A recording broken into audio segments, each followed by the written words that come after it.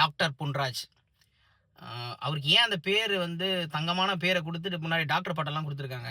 ஒரு மனிதாபிமானம் இல்லாத பேச்செல்லாம் வந்து ரொம்ப கேவலமா பேசியிருக்காப்ல.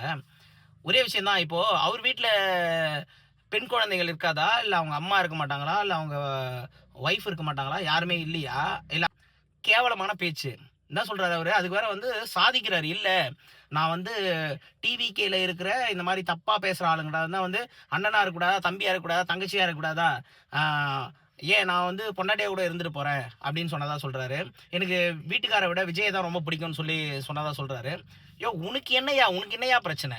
நீ அவ்ளோ பெரிய ஒரு பொசிஷன்ல இருந்த ஆளு, இந்த மாரி வந்து தேட்ரேட்டடா தான் பேசுவியா? இப்ப வேற நீ டிஎம்கேல இருக்க ரைட்டு.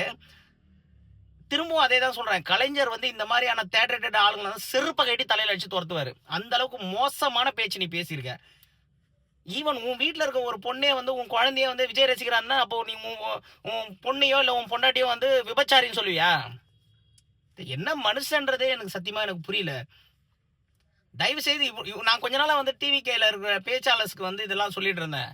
பட் உண்மையிலேயே உங்கள மாரியான ஸ்லீப்பர்ஸ்னால தானே இந்த ப்ராப்ளம்லாம் வருது.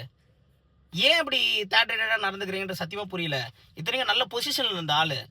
இதுல வேற நீ மன்னிப்பு கேட்க மாட்டேன்னு வேற சொல்ற. நீ மன்னிப்பு கேட்கிற வரைக்கும் எவனும் உன்ன விடமாட்டான்யா. நீ உனக்கு வந்து ஒரு நாள் இல்ல ஒரு நாள் உனக்கு அதுக்கான ரிசல்ட் வந்து எக்ஸ்ட்ரீமா தெரியும்.